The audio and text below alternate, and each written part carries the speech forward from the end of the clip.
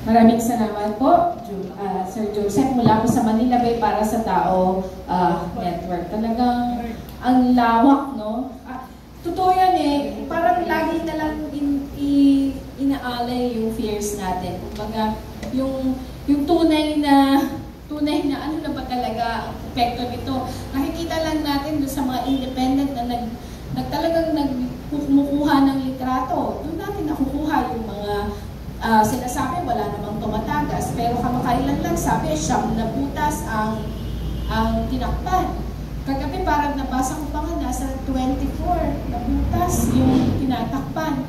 So, yung mga bubble gum daw yung itumibigyan, sabi ni Kapag. So, biruin mo yung bilis ng tagas noon mula doon sa 1.4 million liters. Gaano kalaki porsyento ng 1.4 million liters yung lumabas na?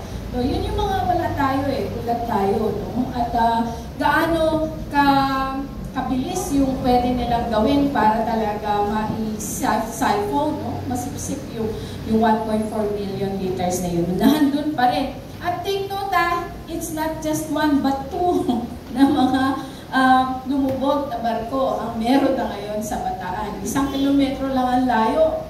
Nandun naman yung tanker na Jason Bradley, no? Nagandang pangalan, pero yung disaster na itinulog nito ay napakahirap i-imagine. Kaya ito po yung mga nakahapag ngayon na hindi pa natin alam kung ano yung future. Kaya nandito nang gagaling yung ating insecurity at anxiety, yung takot na baka mas lalo pang lumala.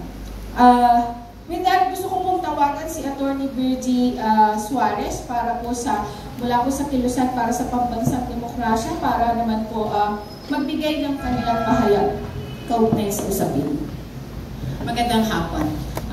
1,400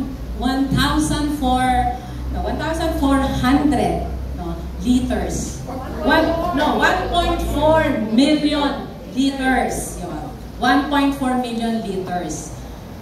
Ay, ano ang ibig sabihin nito sa ordinaryong mamamayan? That's about 350,000 full tanks ng mga sport utility vehicles.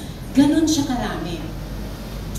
Halos doble ito ng huling oil spill na nangyari sa Occidental because that's about 800,000 liters. Hindi na ba natuto ang gobyerno na ito dahil pangalawang oil spill na ito na nangyari sa administrasyon ni BBM?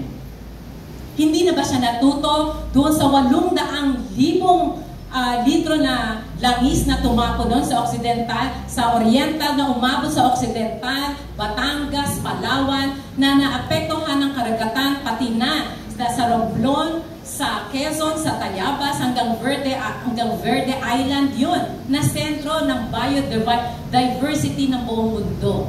Pero ito mas matindi dahil halos doble ito, 1.4 million liters.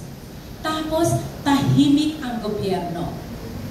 Pagkatapos nang i-create yung task force at nagdikta ng no fishing zone, tahimik na ang gobyerno. Tahimik ang lokal at ang national government. Kaya ngayon, ang mga taga-Bataan ay sumugod pa dito sa Metro Manila para lang iparinig, ipakita, sabihin, i-report ano ang nangyayari sa Bataan. Hindi ba alam ng gobyerno na ito kung ano ang gagawin? Kasi kung hindi nyo alam, diba, ang Kilusan kasama ng pangisda, sasabihin namin sa inyo kung ano ang dapat nyo gawin. Kung ano ang dapat gawin ng task force na yan.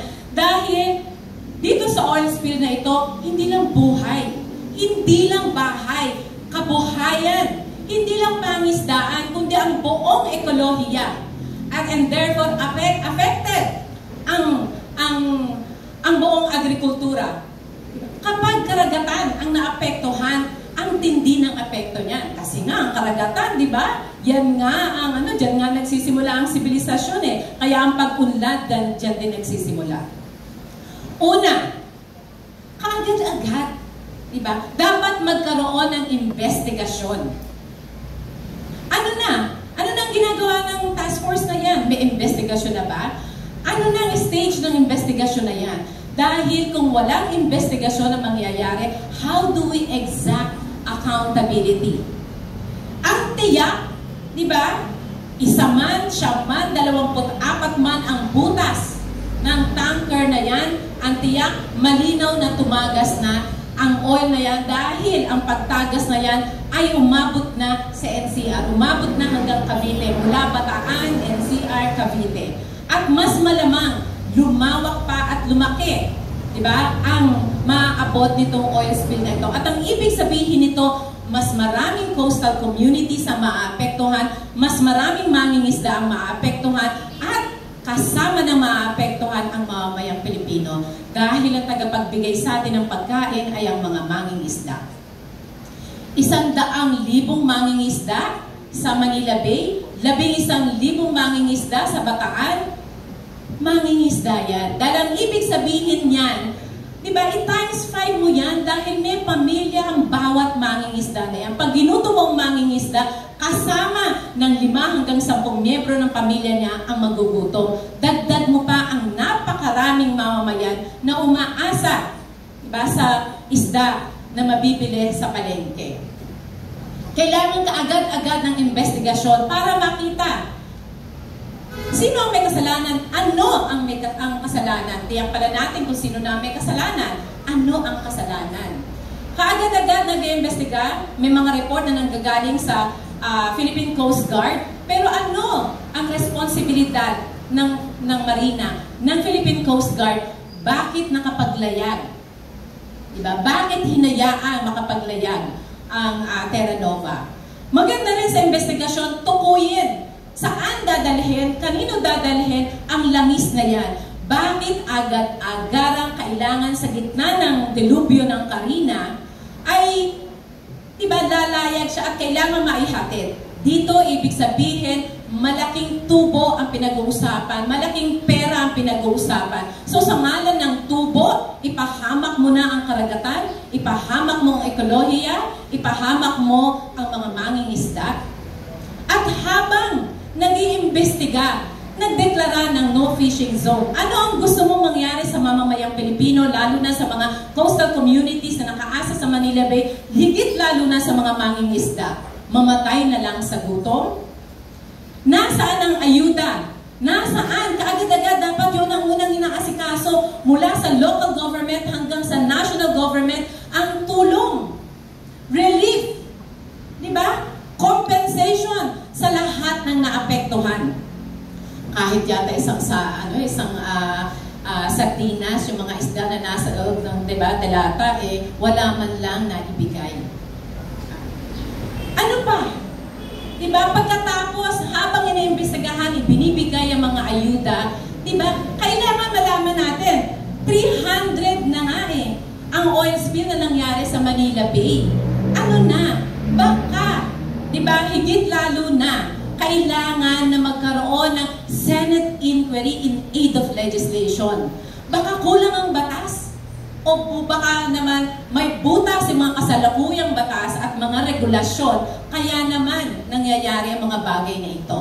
Yun, kailangan kaagad-agad din gawin. Kaya nananawagan din kami sa lahat ng mga senador, mga mambabatas, kaagad-agad tingnan nyo ito. Kaagad-agad magkaroon ng Senate inquiry in aid of legislation. Tingnan nyo ang mga batas, ang mga regulasyon, diba? Para dito sa mga mangingisda, para sa ating karagatan na ngayon ay nababaliwala, napapahamak dahil dito sa mga oil spill na ito. Manila Bay, karagatan. Diba? Oil spill. Ang tagal niyan. Doon nga sa Mindoro, 4 na buwan. No? Pero hindi ibig sabihin kung nahigop na ang mga langis na yan, ay tapos na. Diba? Alam natin, mananatili, diba, ang langis dyan. Dito, kaagad-agad, diba, habang nag-iimbestiga, isiphon ka agad. Diba, gano'n na ba karami yung nahigop dyan o na-siphon o sinimula na nga ba? Kailangan i-restore, i-rehabilitate ang ating mga karagatan, ang ating Manila Bay. Lalo na ang Manila Bay dahil dyan nakaasa ang napakaraming maliliit na mangingisda. So dahil ba sa maliliit na mangingisda ang nandyan sa Manila Bay, gagawin mo na lang resort o ibibigay mo na lang sa mga dayuhang kumpanya na siyang makikinabang kaya tuloy-tuloy ang reklamasyon? Ang daming katanungan pero wala tayong naririnig mula sa local government, wala tayong naririnig mula sa national government. Kaya ang kilusan para sa pambansang demokrasya, kasama ang Pangisda Pilipinas at ang lahat ng mga apektadong komunidad ay naririto ngayon dahil gusto nating papanagutin ang lokal na gobyerno, ang national government, pati na ang kumpanya na nagmamay-ari ng tanker na yon.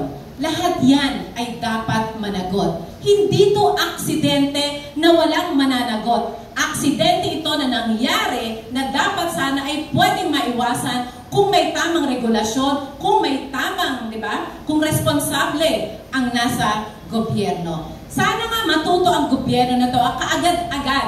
Huwag mo nang palampasin, di ba? Ito yung pagkakataon mo, BBM, na maumaksyon. Kung ikaw nga ay ginusto mo na mapunta sa Department of Agriculture, umalis ka na dyan. Pero ito yung sa malaking pagkakataon para isalba ang tagapagbigay ng pagkain para sa mamamayang Pilipino. Kaya mula sa Kilusan para sa Pambansang Demokrasya, isang mapagpalayang tanghali po sa ating lahat.